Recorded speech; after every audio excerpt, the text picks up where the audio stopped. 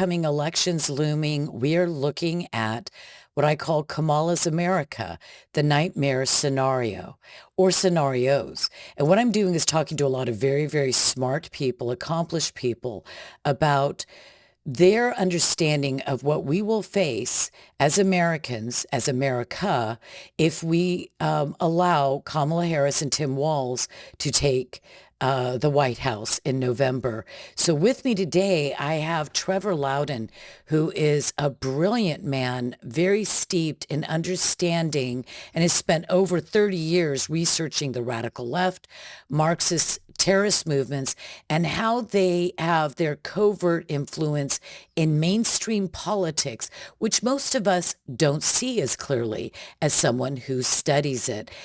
Trevor is an author, a movie maker, and a public speaker, and he's got a new book, Stealth, Kamala Harris's Communist Roots. Here is our guest, Trevor Loudon, and his website is trevorloudon.com, and he's Trevor Loudon1 on X. You're definitely going to want to follow him there.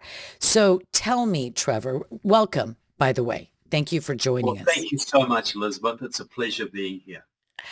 I want to know right up front, from the get-go, what is your nightmare scenario for Kamala Harris's America?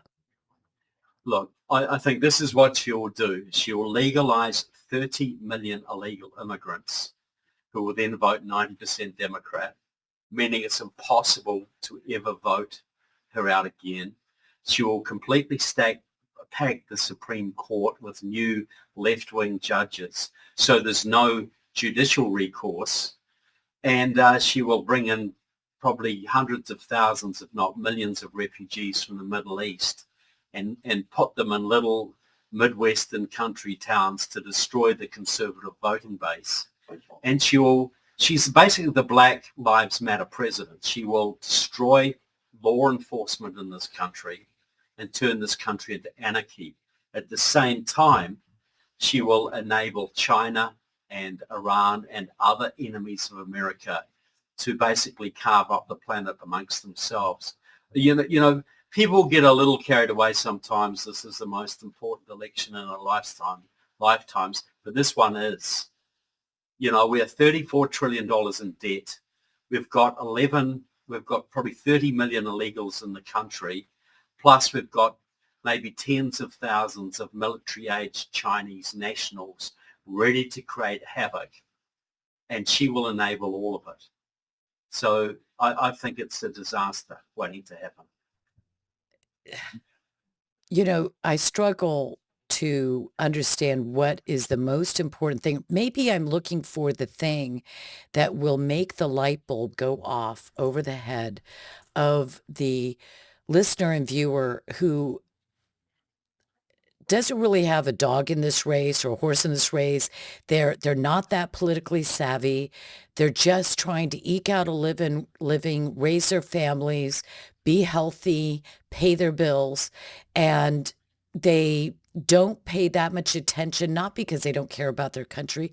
They love their country, but it's just not part of their everyday life, the politics.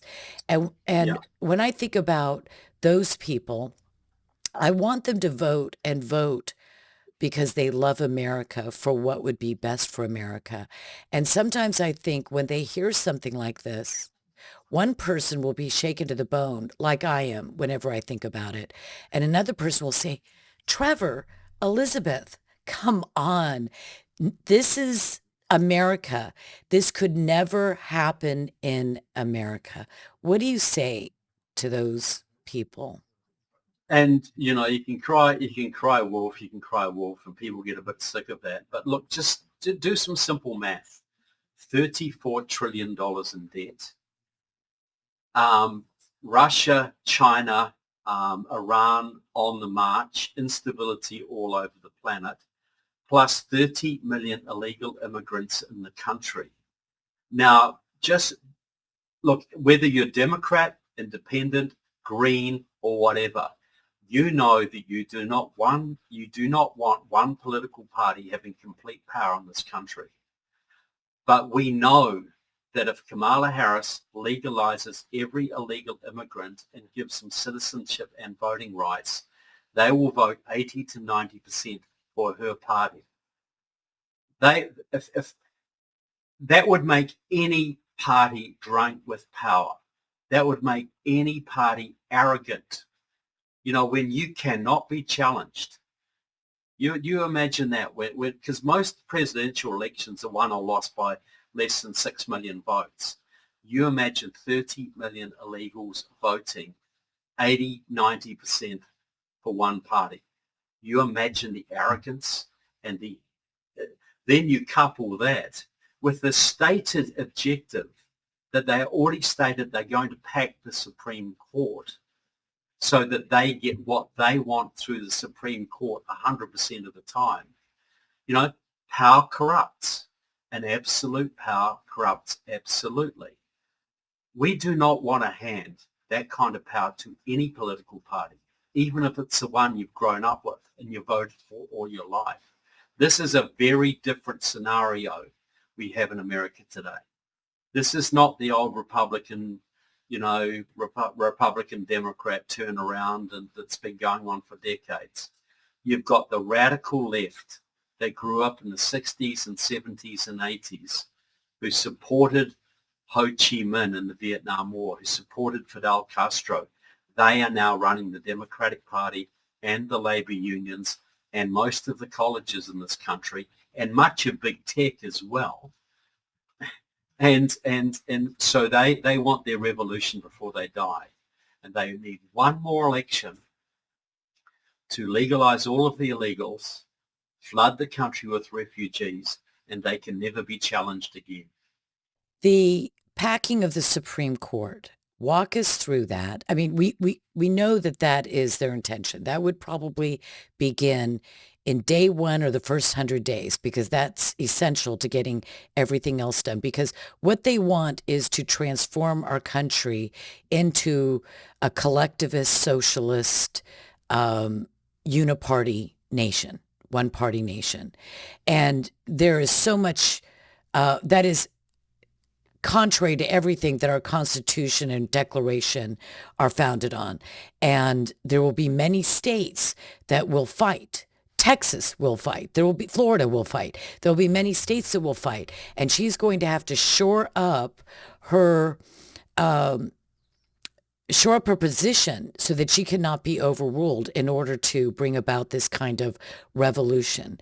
And so you're pointing out the Supreme Court. I think we should dig down in on that for just a moment. Well, look, they'll do this two ways. One, they'll give statehood to Washington, D.C. and Puerto Rico, which will give them 4 more senators. So you won't be able to beat them in the Senate.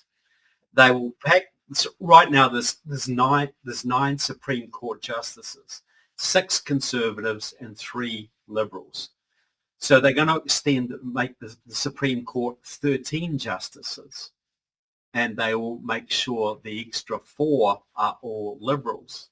So then you'll have 7 liberals to 5. I'm trying to do my math here. To 6. 7 to 6. So and they may even do it more, but they will guarantee that they have an unassailable majority for every decision. So your gun rights come up. Well, your gun rights, the Second Amendment will be over.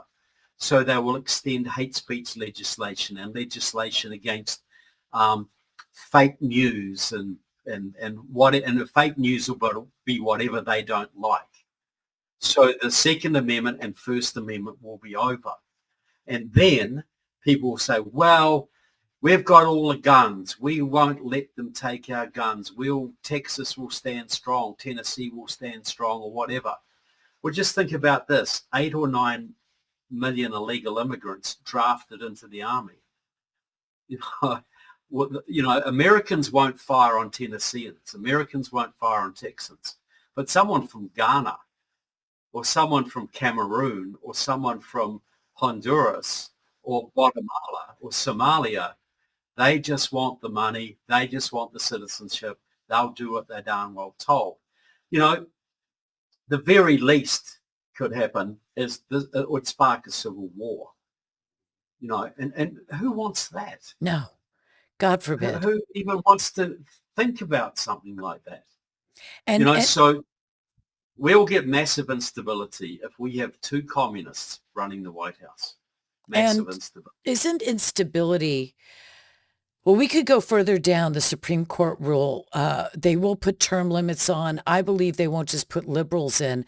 I believe they will put in communists, leftists, and that whatever Republican minority is left in Congress will not be able to really overwhelm the approval of those candidates or appointees for the Supreme Court. Yeah, and Well, then they'll also use the economic power to go after their enemies, to go after conservative businessmen who donate to Republicans, for instance. They will enact.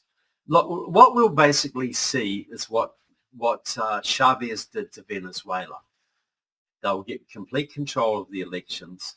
They will get rid of the electoral college, so it's popular vote only across the whole nation.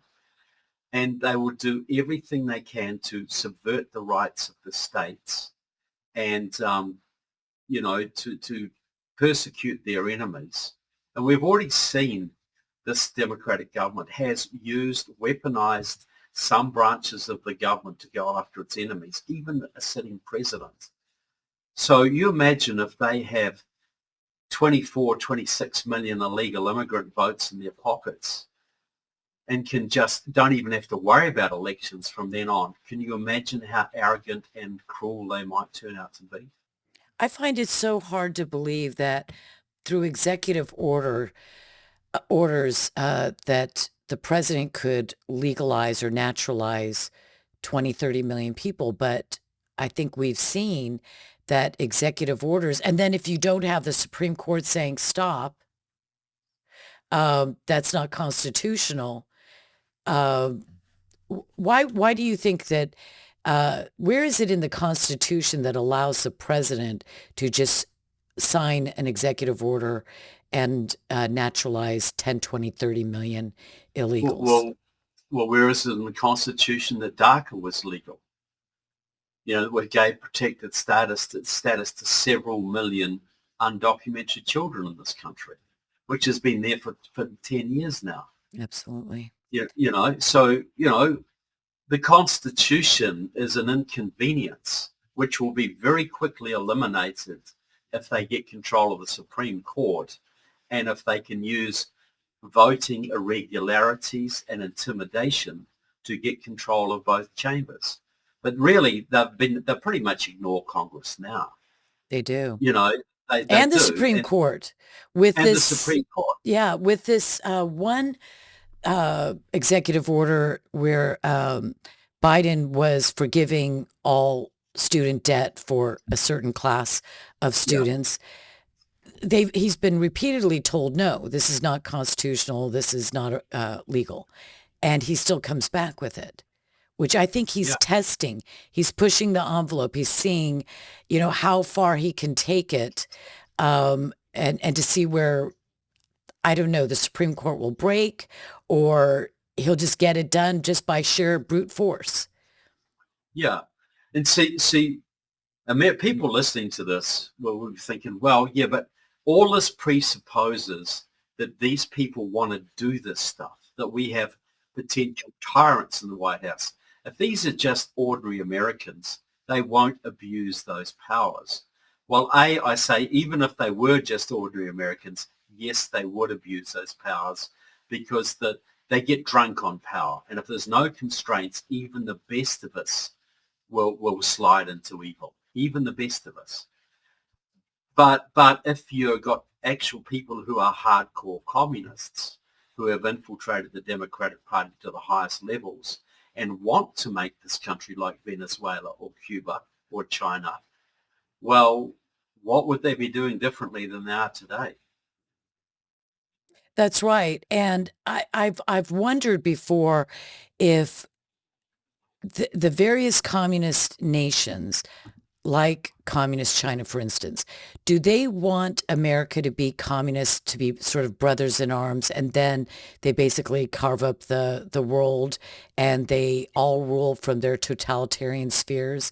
Is that because sometimes I think of communist China as wanting to just bring us down and maybe take us over. Other times you think, well, maybe they just want us to be communists like them and they will have no resistance at all to their regime. Well, I think our communist leaders believe that they will be part of this international communist federation. You know, the communist leaders of America will work with the communist leaders of China to to influence the whole world, but we'll still have our own country. That's what I think most of these people think. But if you read books like Unrestricted Warfare by the two Chinese colonels released a few years ago, which is required reading for Chinese military officers, their goal is the complete destruction of the United States and the occupation of the United States by their people. And I mean, they state the deliberate elimination of the population of this country by biological means, by direct invasion, by chemical warfare, by sabotage, the whole lot. Their goal is to shift a large chunk of China's population to the United States, take advantage of our wide open spaces and our farmland and our abundant water, because China's got 1.4 billion people on a country smaller than ours, that is less arable than ours, that is more mountainous and less hospitable. And they have massive social problems in China. They've got massive economic problems.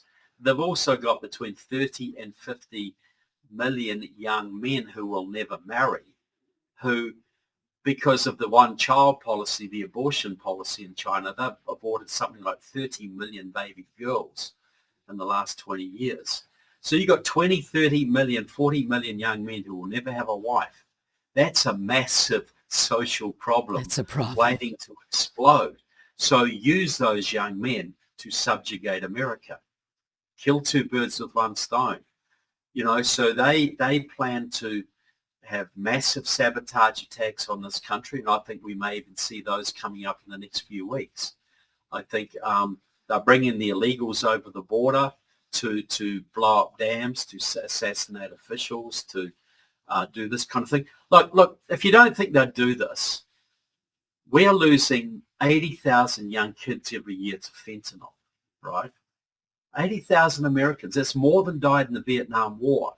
Well, in China, they execute drug dealers, but they give tax subsidies to the people who make the precursors of fentanyl, who are then ship the stuff to the Mexican cartels.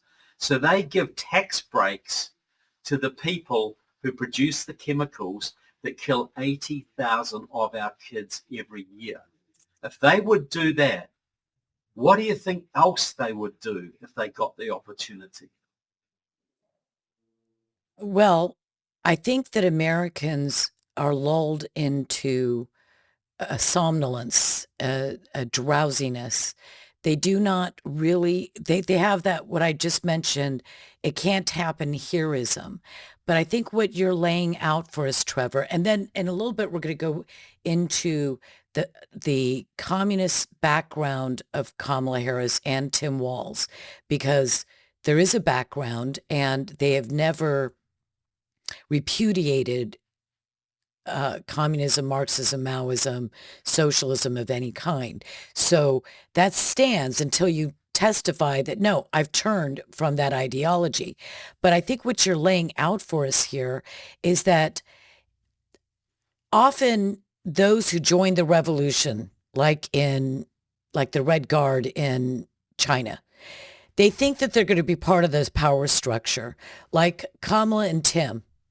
Maybe they think they're bringing in this red revolution and that they're all going to be, it's going to be peaceful, and she and her comrades will run the United States of America, whatever sphere that they have. Maybe Canada's part of it, maybe Mexico, whatever. But ultimately, often those are just victims of the next revolution. They're dupes and pawns, and then the more powerful and the more wily eliminate them.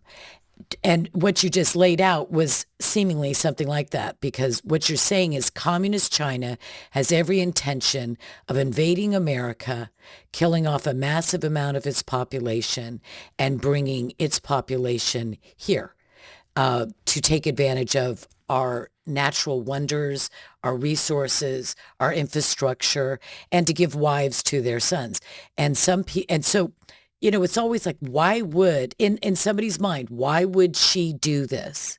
But this is real. And ideology and power and money are great motivators. Yes, well, like Xi Jinping is openly Maoist. He's returned to the Maoist revolutionary pattern, and Mao was about world domination. One of the Maoist leaders once said, if a third of the world is destroyed, as long as the rest is communist, that will be worth it. This is the kind of mentality they have. Plus, they've got this Han Chinese racism going. They sincerely believe they are the master race. So it's a sort of combination of communism and Chinese Nazism almost. They are not going to share the world with a powerful nation like America that could come back one day and challenge them. They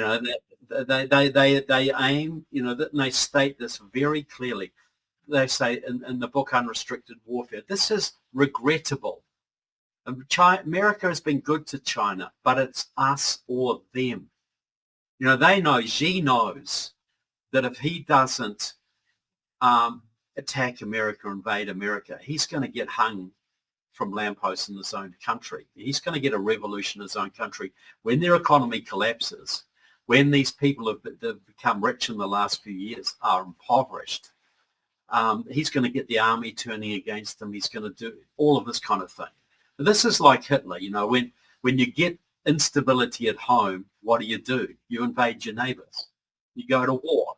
And, what is the big prize? The only country that can stop China dominating the world is the United States.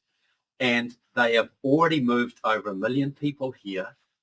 They already own many of our Congress members. They own much of our farmland. They own much of our industry. They've already infiltrated, some say, up to 100,000 military people into the country. So they're to go to Hollywood. Were they going to go to Vegas for a weekend? These are trained saboteurs. They are here to blow up dams, blow up bridges, assassinate sheriffs, assassinate local politicians, poison reservoirs when they are given the signal. And it's not just the Chinese. There's also Russians here. There's also Iranians, Hezbollah, Hamas, Cubans, Venezuelans. There's a whole army that's already inside our borders. I've done the numbers before, and I don't think I could grab them right now. But what I've just gotten out my calculator and done the numbers. And if you think that we can't have a day or a week of sabotage, terrorism in this country that would literally bring us to our knees and make us vulnerable to invasion and final annihilation by any of our enemies, you're wrong.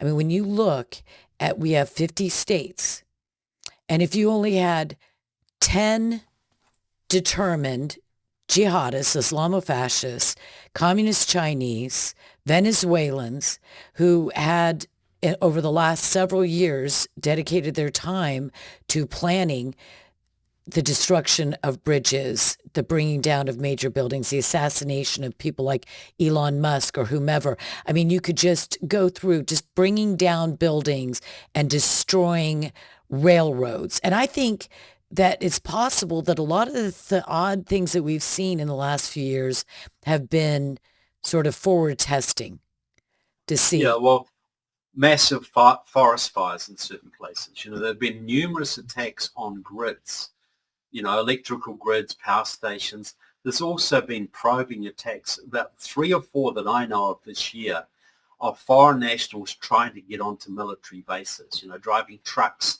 through the gates of military bases. That's happened in California, that's happened in North Carolina and other places. In Uzbek, Virginia, and Uzbek was recently shot in North Carolina by a special forces guy because the guy was hanging around outside his house, was casing his house. So, look, I've talked to sheriffs, I've talked to people as national security people. Everyone I'm talking to is just waiting for the day that this starts. And we all hope we're wrong. Absolutely. But we just got to look at what is the most likely here. And I tell people this because, I'd rather this happened under a President Trump than under a President Harris, by the way, because, think of, she was donating money to Black Lives Matter. She was organizing people to donate to Black Lives Matter, not to support the police, not to support the cops, but Black Lives Matter. So is he going to be reliable for leadership if this country is under attack internally? It's going to be down to the states. And you just think, a bunch of terrorists sabotage, hit 3 major airports all at once, say Dallas, Atlanta, LAX. You would bring the country to a halt in a matter of hours. Then you knock out, I've been told you could knock out 10 substations in America and the whole grid would go down over the whole country. You don't And they think know they where have the those ability to do substations that? are.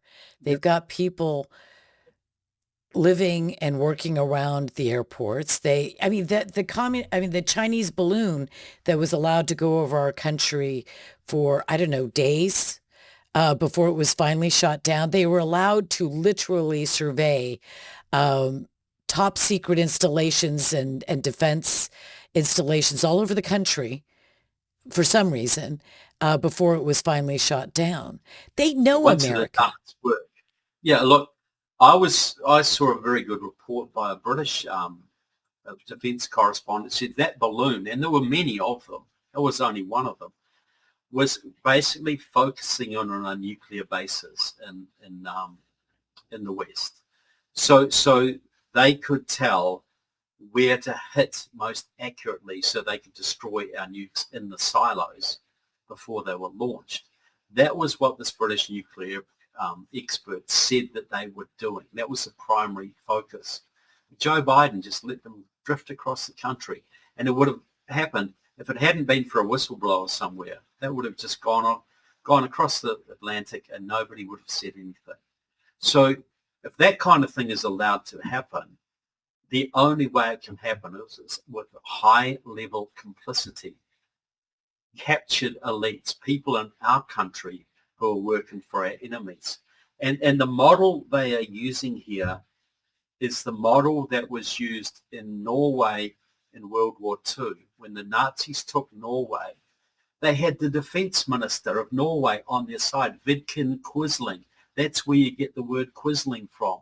They already had a whole lot of Nazis who'd infiltrated across the border, had arms caches. They took the country in a couple of days because they already infiltrated the country. And they marched soldiers in, but they already had soldiers shipped in on cargo freighters. They had politicians in their pocket. Norway didn't put up a fight.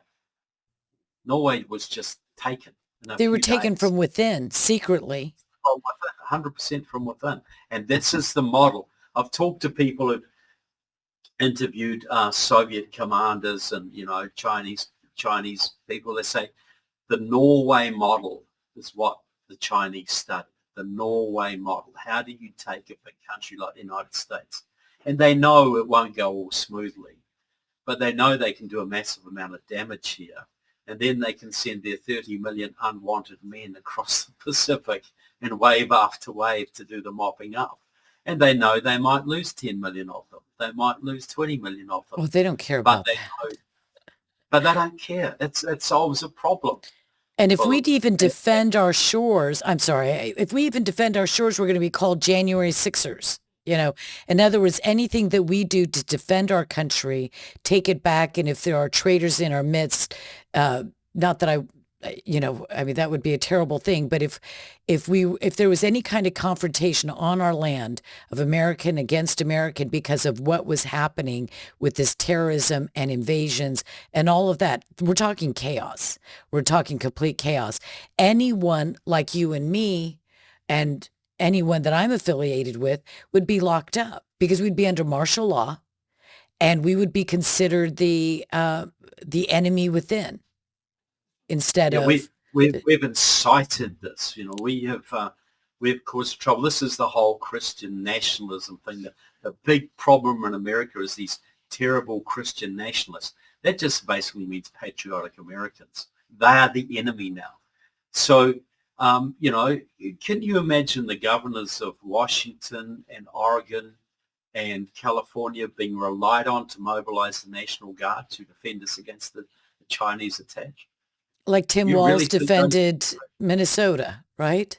yeah, or Tim Walz enabled the Chinese basically economic invasion of Minnesota. But we got to understand how deeply the enemy has infiltrated the system. They get the Democrats, they get the left through money and ideology. There's a whole bunch of kids in this country who become Maoists in the 60s when Mao Zedong was very fashionable and the Vietnam War was raging. Well, they're in their 60s and 70s now. They're running corporations, they're running Hollywood, they're running unions, they're running the Democratic Party. They are not loyal to America. And while we've been going around raising our families and running our businesses, we have been infiltrated by the Chinese and other enemies for the last 40 years. And now they are coming to the climax. And so I'm just asking.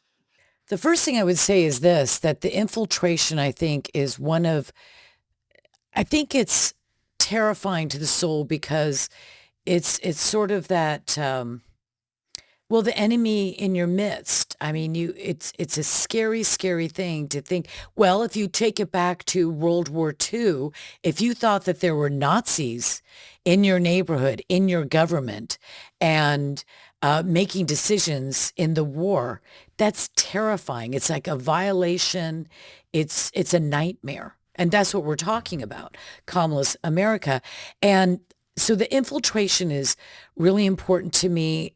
It's been really bothersome, or as they say, problematic, that I see Iranians with national security clearances and that have been communicating with Iran, with the IRCG, with them saying, what can we do for you? And the Chinese communist who is is she chief of staff for Hochul in New York that was just arrested.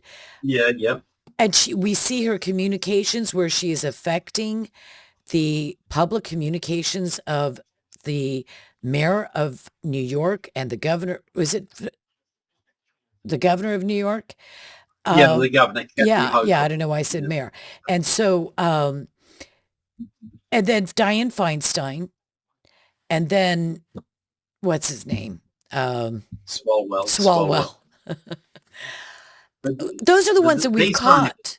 yeah, that's the tip of the iceberg. Like Dianne Feinstein had a Chinese spy on her staff for 20 years while she was chair of the Senate Intelligence Committee.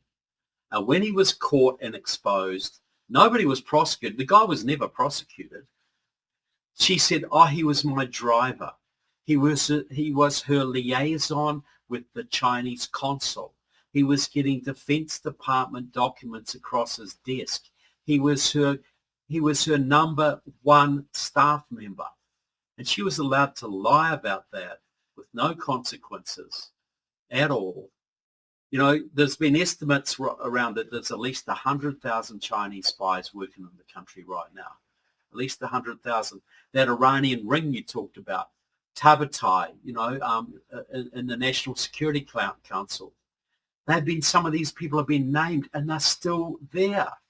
They're still working. There is a known Iranian spy ring in the Department of Defense and the National Security Council, and it's still working today. Can you believe that? No, and at first I was rationalizing or trying to make sense of it by saying, well, clearly there's something I don't know. Like a lot of people that would watch this interview here, well, there's something that we don't know because clearly this can't go on.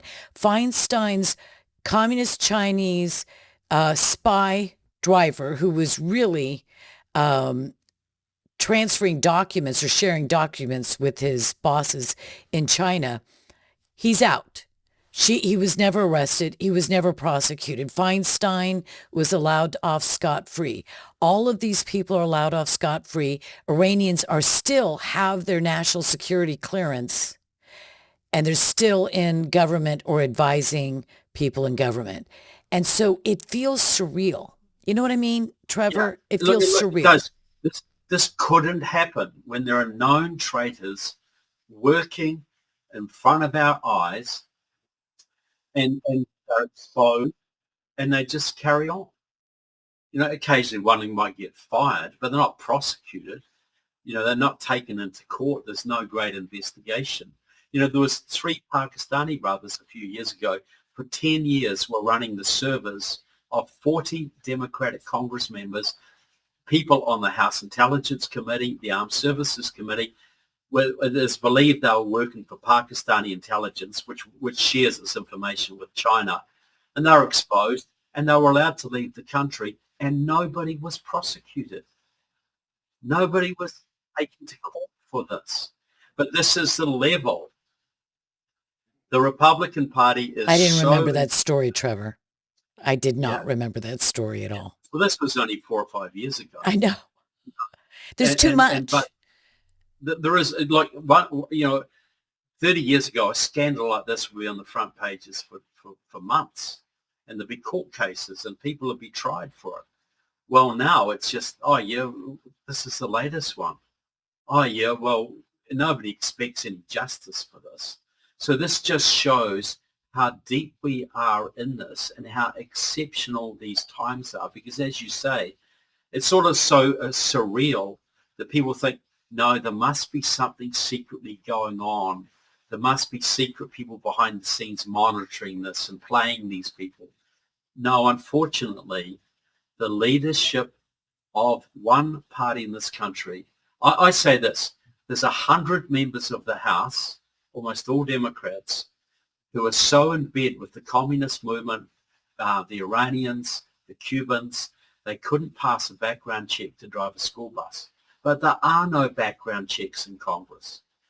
Now, I'll give you 2 examples. Adam Schiff, who was going on, head of the Intelligence Committee, was going on and on about Trump-Russia collusion, all the while working with a group called the Committee of 100, Communist China's main influence operation in the United States, working with them for 15 years.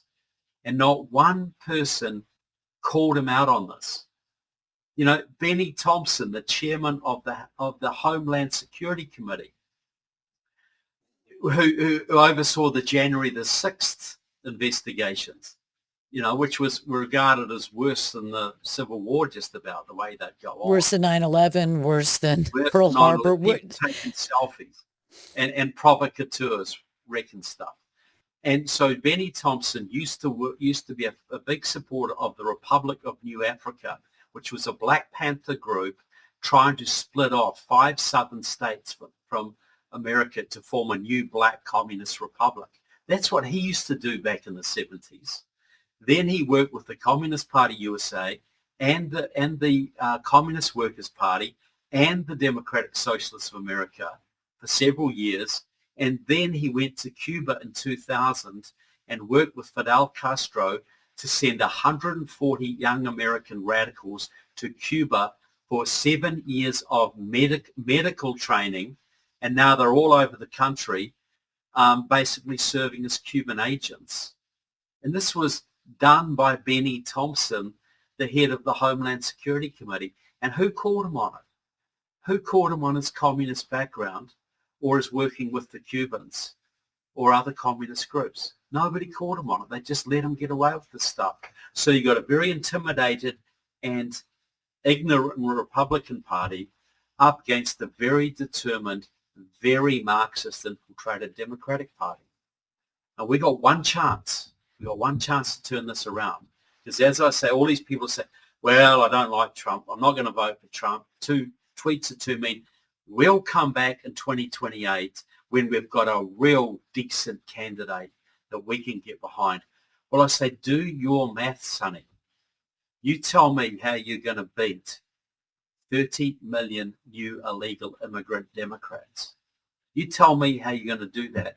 And by the way, if you go appeal to the Supreme Court to stop that happening, and they've just put 4 more left-wing justices on it, you tell me what you do about that.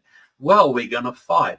Well, you tell me when they've already taken your guns through their red flag laws and basically taxed ammunition out of existence, which they will do. You know, look, these people are professional revolutionaries. They've got this all covered.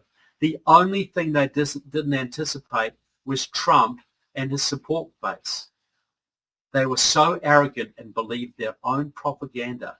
They didn't think Trump could possibly win. They didn't take him seriously. And he slipped through the radar. He won the election and then did everything they could to sabotage him every step of the way since. And now we've got another shot. And one more shot. And you still got people out there, Christians and conservatives, saying, no, I don't like Trump's tweets. I don't think he's the kind of man we should have running America. I'm going to sit this one out.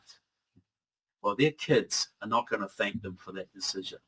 And they're going to have to stand before God one day and tell God how they lost the great country that he gave us, because they were just too full of their own self-importance to actually vote for a man who has the courage to take this country back, to do the job that has to be done.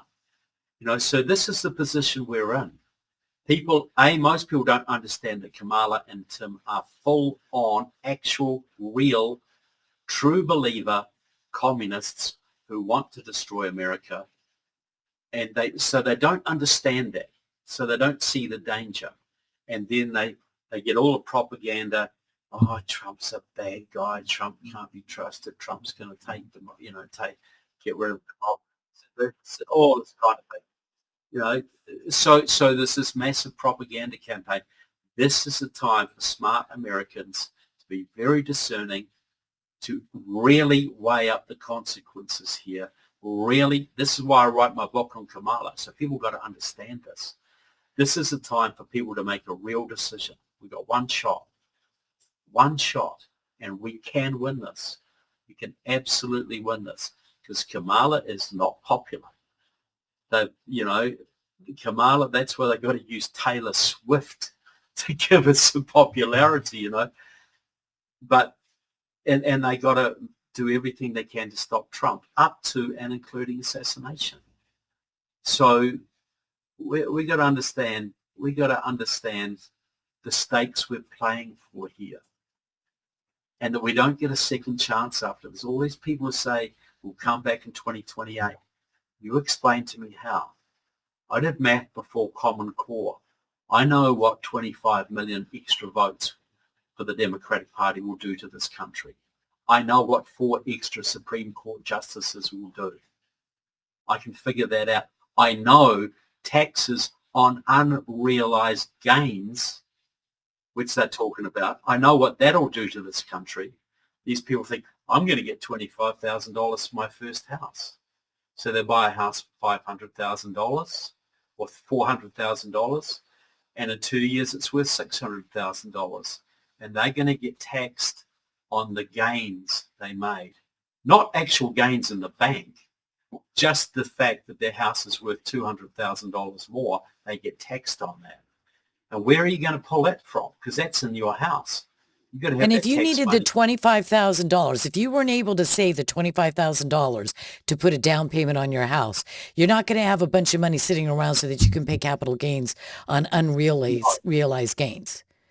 No, that's right. If you have to depend on that for your deposit, you're not going to have the money to pay the tax bill when it rolls around. So yes, they'll give you 25, then they'll take your house, Well, which I is going saw to be Tim worse. Walz talking about the economy, and it was a worse explanation of what we should do with the economy than Kamala Harris. And I just said, this can't even be happening. This cannot be seriously a person who's standing up there and with a straight face giving this as an economic plan, his understanding. I could do better than that. And I'm not a great Well, economist. well, would you want your high school geography teacher who went to China more than 30 times, who has worked for China his entire life, worked with the Minnesota Communist Party, worked with Minnesota Democratic Socialists of America, dictate the economic policy of this nation? Would you think that would be a smart idea? No, and I think that those 30 trips um, would not have happened if the Communist Chinese Party didn't approve him, do the proper background They checks. funded him. They funded he was bringing high school kids to China to indoctrinate them in Chinese communism. He told them to de-emphasize their Americanness. They funded him. When he was in the Congress, he was working for China all the time, trying to increase access to China into Minnesota. When Trump was trying to cut our ties on China, Tim Walz was pushing in the opposite direction. He was having meetings with major Chinese officials. He had connections to the organization that set up the so-called secret Chinese police stations in this country, the one in Minnesota. He was very heavily involved in the association. They helped him get elected, by the way, that oversaw this Chinese police station, which was committing thuggery against Chinese in Minnesota who didn't like the Chinese Communist Party. So he was helping the Chinese police while he was held back the Minnesota police for 3 days while pro-Chinese communists were burning the Minnesota down, were burning the Twin Cities down. We've got to understand those riots, the Freedom Road Socialist Organization, a pro-Chinese Communist Party, ran the George Floyd rioting all over the country. And he held back the National Guard for 3 days while his communist friends burnt the city. Everywhere you look, he's worked for China. Everywhere you look. But Kamala's the same. She is put in place by pro-Chinese communists. Her family was involved with pro-Chinese communists. Her main funders were pro-Chinese communists. She's done everything that China would want done in this country and is still working with those people today. Even her slogan, the joyful campaign, right? Because Chairman Mao's words gave joy to the people. That's a Maoist slogan. Her other slogan, we won't go back.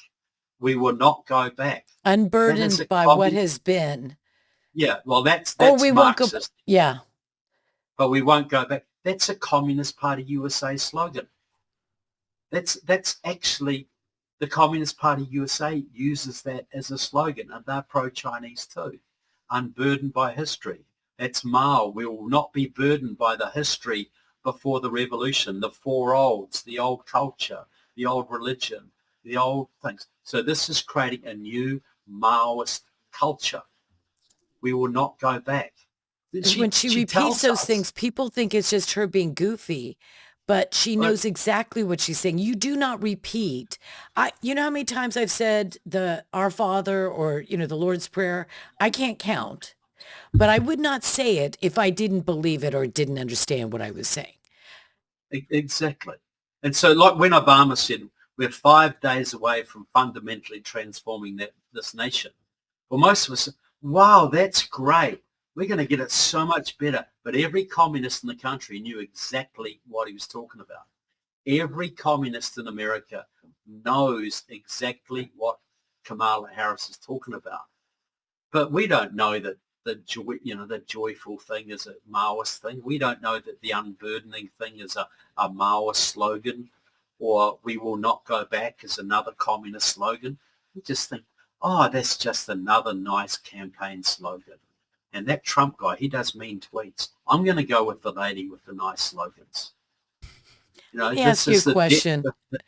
I've that's what we do. forgotten, I know I've read it before, but what is the difference between Maoism and Marxism? Because I regularly use the term Marxist. They're Marxists. But I'm not sure if I'm using it correctly because I know that so much of the San Francisco elite, they're Maoists, but is that completely compatible with Marxism? Yeah. Well, put it this way. All Maoists are Marxists, but not all Marxists are Maoists. Like Marxism is someone who believes in um, the eventual overthrow of the capitalist system by the working class and its allies. It's like Christianity. You've got many denominations in Christianity, right? You've got Orthodox, you've got Evangelical, you've got Baptist, you've got Episcopalian. They all believe in the centrality of Christianity, the divine birth, that Jesus is the Son of God, but they have a lot of different views as well. And they all think they're the only one that's right. Okay. But Marxism is a general thing, but you'll get Trotskyists, you'll get Maoists. Maoists are a little bit different. They believe in the same thing, but they tend to emphasize race a lot more. Because when Mao took over China, he didn't have an industrial working class. He didn't have workers and unions who could rise up and take over the wealth of the capitalists. He just had feudal landlords. What he had was a lot of ethnic minorities. So you use race and ethnicity. That's why Black Lives Matter is a Maoist organization. It's about using the oppressed races to overthrow the white Christian capitalist patriarchy. The Black Panthers were a Maoist organization. The people who say we've got to split Mexico, we've got to split the southern states away and reunite them with Mexico, the Chicano, that's a Maoist thing. That's essentially Maoist. So where you see racial agitation, where racial groups are pitted against each other, usually you'll find Maoists. That's So very yeah, clarifying. they're a variant. They're a denomination of Marxism, a denomination effectively, and that's the denomination that Kamala Harris comes out of. Bernie Sanders comes out of more of the democratic socialist denomination. I'm trying to think. There are, there are different. Chuck Schumer might come out of another denomination. Right, Amy but Klobuchar. at their core, what they They're believe all in, they're all Marxists, they're all but Marxists. They believe that the state, the state is God rather than God being God. That everybody should be alike except for them. Everybody yeah, should be at the same level except for the elite. Because what is that phrase? There needs to be a dictatorship of the proletariat. That's Marxist, of course. proletariat. But the point is, yeah, to get to that ultimate nirvana, samsara, whatever the name of the utopia they envision, we're gonna have to have a dictatorship of the proletariat. So when you look over and you see us driving the big cars and you know having power and dressed well and living in big homes, just know that that's temporary. At some point, Yeah, we'll all be the same. we'll give that all away to the masses eventually. We're just We need it consolidating that. now. That will never happen. This is the big myth of communism. Communism is about sharing the wealth. No, communism is about centralizing all wealth and all power in a very, very few hands. That's why someone like Bill Gates doesn't mind working with communist China. He sees them as partners, right? He'll get lined up and shot like everybody else when it comes down to it, but he doesn't know that yet, or he's not smart enough to If see they that. line But me up to shoot me, I just hope if I know that a few of those people on either side, and if Bill Gates is there, then that's fine with me. I guess we it'll shouldn't give you a talk little about shooting. satisfaction. But look, this is the thing. I believe I believe, as an optimist, I believe that Christians are supposed to subdue. They're supposed to subdue the earth and make prosperity and and increase freedom. I think we're at a point where if we can defeat this evil in our time, I think we can set in chain a golden age. I think we can do what Reagan tried to do, defeat the evil empire and actually restore freedom, not just to what we've had, but even greater. So I'm trying to get people to understand what is facing us on the bad side is worse than we can imagine. But if we can get through this, if we can stand up in faith and courage, I think we can hand on to our children and our grandchildren something even better than we came from. If Donald J. Trump and J.D. Vance take office in January, that is going to be a mental revolution for billions Yes. around the world. It is going to be those explosion because he was able to defeat. They know that there will be an attempt to sabotage the elections. They all know that. Yeah. Anyone who lives in a communist nation knows what will be happening. And if he actually, by the hand of God, was saved from a fate of death, paying the ultimate price, and he and J.D. Vance take office because Americans actually took responsibility for the sovereignty that the people hold and made sure he did win, that's going to be a signal. The That's American going to Spring. inspire freedom fighters everywhere. The Chinese Communist Party will not survive that. The mullahs will not survive that. This is why I think people got to understand how great it's going to be if we can get through this. Like, that bullet that grazed Trump's ear. If I didn't believe in miracles before that, I certainly did afterwards. But here's the message I believe was from that. A man died protecting his family during that. 2 men were wounded. The message is God does not want this country lost, but we have to be prepared to sacrifice. And I don't mean die and whatever, but we have to be prepared to put our money in. We have to be prepared to knock on doors and drag people to the polls and actually get involved in the governance of our own nation. And millions of Christians especially need to take that message on board. This is the time where we stand up for what is right, because we're going to need help here. We're going to need divine help. But, you look, we need, what does God look for? He looks for faithful people. How do you prove you're faithful? You show courage. Courage comes from faith. Trump shows a ton of courage, a ton of it. And that inspires all